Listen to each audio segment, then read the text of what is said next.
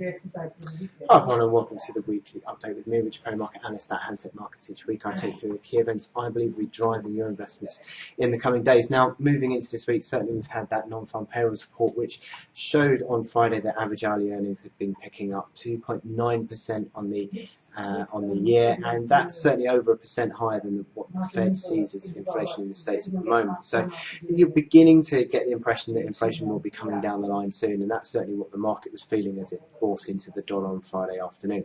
Sort of legacy of that runs into this week, and it'll be interesting to watch how the Treasury yields react, because certainly I'm looking at the 2s10 spread, and that is looked to be picking up on Friday. It's just consolidated a little bit back today, but certainly with, as you can see in the run higher over November, December, that was a key driver of the dollar strength, and if that starts to pull higher, then I think we can see a dollar strength move once again. Now, we have also got the Yellen speech at the end of this week.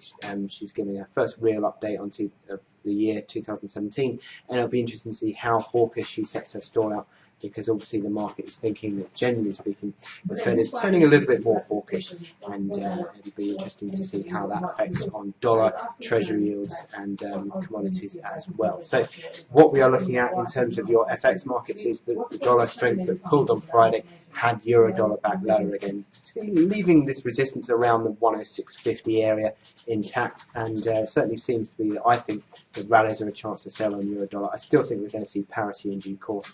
I think that will continue to be a theme in the coming weeks. Now, in terms of your cable, we've had a strong move to the downside on cable today. Sterling under a lot of pressure following on comments from Theresa May.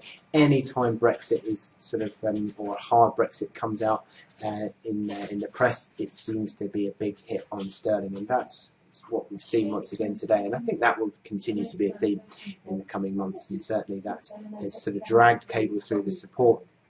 And it now looks like it's going to be testing the kilos at 120.80, which we saw back in late 2016. In terms of your dollar yen, we've sort of reacted higher back from 115 support, sort of pulled higher back above the 116 breakdown level. I think it's generally a bit of a consolidation, really. I'm not sort of seeing this one breaking out too strongly yet, because I think there is a bit of sort of chop around on this chart. But it's interesting to also watch the commodity currencies, which have rallied in the last week or so. I still think these are rallies that will be sold into, certainly on the Kiwi, Aussie and the Loonie. In terms of your equity markets, you've got the S&P 500, which has been pulling strongly higher into new high ground. But is it a move that we're going to be back in? Because I think, generally speaking, the market has been very strong in the last few weeks since Donald Trump's electoral victory. He gets inaugurated on the 20th of January, and you could see a sort of element of positivity up to that point. Maybe it's a case of buy on rumour, sell on fact in front of that inauguration.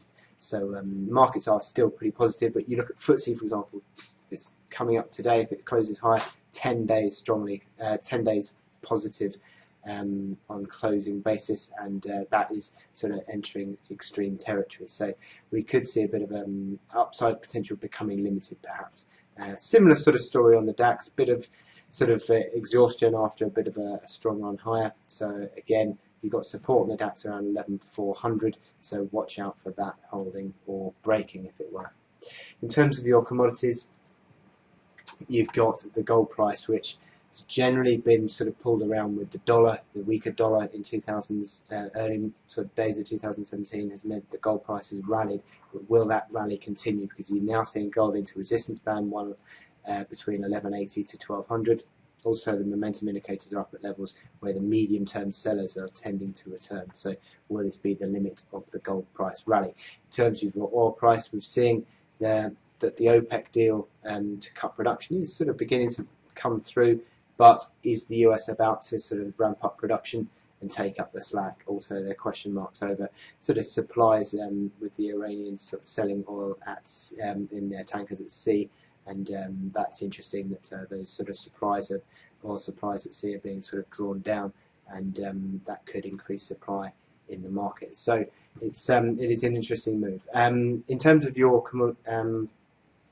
economic calendar for this week, mainly sort of a bit of Chinese data for inflation and trade balance, a lot of US data at the back end of this week, will be the focus, but Janet Yellen is the key focus, I think, because markets will be setting up their expectations for the next sort of few weeks, I think, on her words on the 20th of January.